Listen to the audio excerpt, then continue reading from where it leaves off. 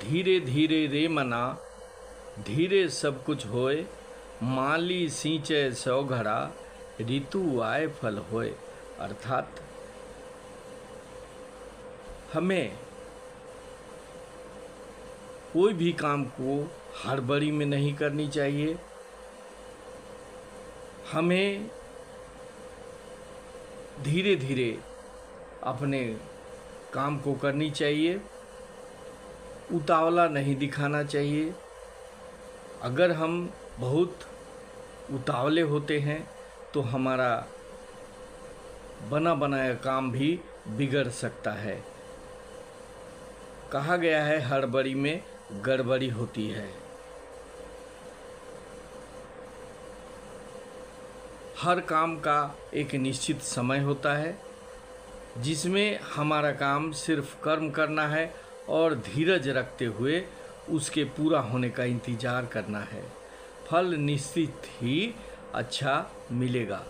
अगर कोई माली किसी पेड़ को 100 घड़े पानी से सींचने लगे तब भी फल तो ऋतु आने पर ही लगेगा।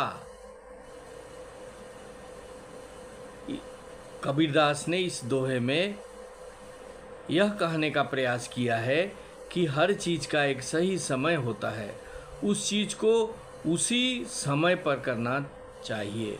अगर कोई कोशिश आप सही समय पर नहीं कर रहे तो वह कोशिश नाकाम रहती है।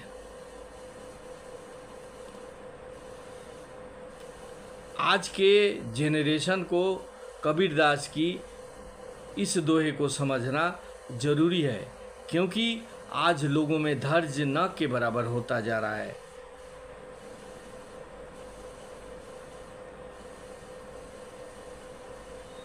इसके लिए आज मैं आपको एक कहानी सुनाता हूँ। एक बगीचा, आम का बगीचा था।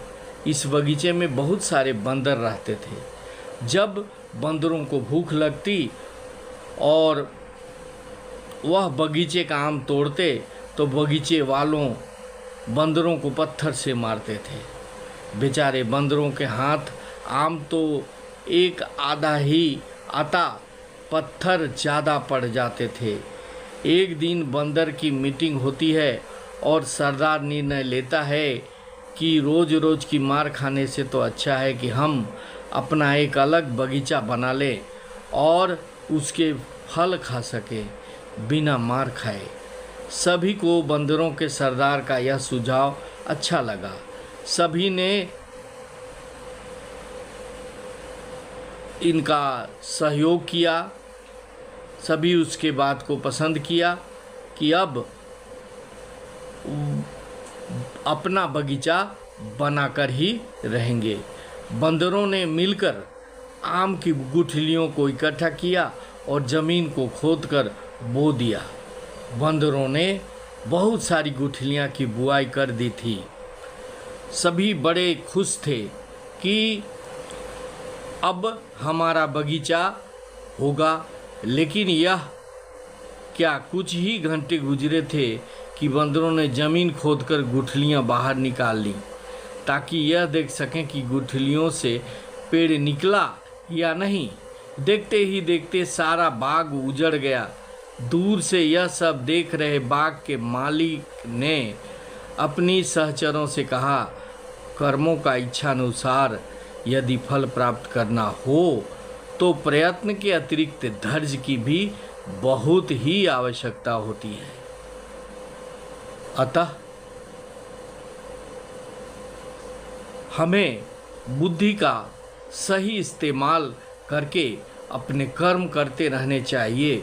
सही समय पर आने पर उसका फल हमें अवश्य मिलेगा। फल मिलने में समय लगता है, उसके लिए आपको या हमको धैर्य रखना जरूरी है।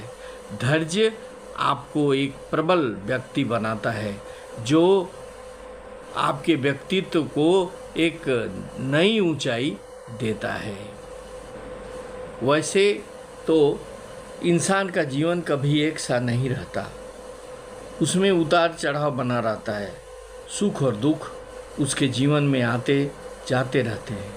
कुछ लोग जीवन में आने वाली मुश्किलों का सामना बहादुरी के साथ करते हैं, उससे पार पाते हैं, तो कुछ उसके आगे हार मानते हुए अपने घुटने टेक लेते हैं। लेकिन कुछ लोग के जीवन में कई बार ऐसी मुश्किल भरे समय में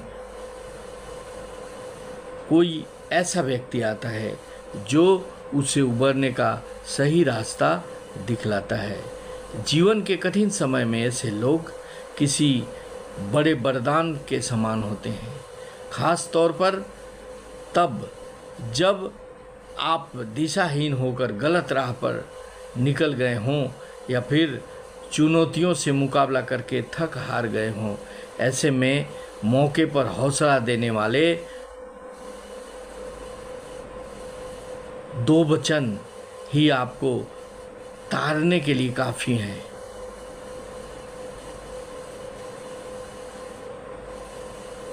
सच्चा रिश्ता एक अच्छी सी किताब के जैसा होता है जो जितनी भी पुरानी हो जाए लेकिन उसके शब्द नहीं बदलते। पेड़ की डाल पर बैठा पक्षी कभी भी उसके हिलने पर नहीं घबराता, क्योंकि उस डाल पर नहीं बल्कि अपने पंखों पर भरोसा करता है। गुरु और सड़क दोनों एक समान होते हैं, जो हमेशा अपने स्थान पर भले ही बने रहें लेकिन दूसरों को उसकी मंजिल तक पहुंचा देते हैं। लोगों की आलोचनाओं से परेशान होकर कभी भी अपना रास्ता मत बदलना, क्योंकि जीवन में सफलता शर्म से नहीं साहस से मिलती है। आज जीवन में अच्छे लोगों का साथ उस शून्य के जैसा होता है जिसकी भले ही कोई कीमत न हो, लेकिन किसी के साथ जुड़ते ही वह उसकी कीमत बढ़ा देता है। अगर इन वचनों को हम अपने जीवन पर उतारें तो यह हमारी जिंदगी को बदल देंगे। इन्हें समझने की ज़रूरत है, इन्हें सोचने की ज़रूरत है।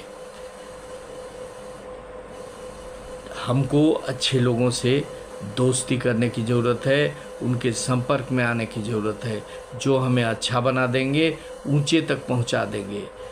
उसी प्रकार से हम आलोचना से अगर डर गए तो हम अपने काम को सही तरीके से नहीं कर पाएंगे और हमारा काम, हमारा खेल बिगड़ जाएगा। इसलिए इन बातों को, इन शब्दों को जो मैंने अभी आपसे कहा उसे आप अपने जीवन में उतारेंगे तो आपकी जीवन में बिल्कुल परिवर्तन आ जाएगा। हमें अपने जीवन को सोच समझकर आगे बढ़ाने की ज़रूरत होती है, क्योंकि जीवन अनमोल है, यह बार बार नहीं आता, लेकिन यह भगवान की अनमोल निधि है। इसे हमें सदुपयोग करना चाहिए ताकि हम अपने लोगों को, अपने आश्रितों को, अपने देश को, अपने समाज को, अपने जीवन का लाभ दे सकें। अगर यह वीडियो अच्छा लगा तो इसे सब्सक्राइब करेंगे, शेयर करेंगे और लाइक करेंगे। Thank you very much. जय हिंद, वंदे मातरम।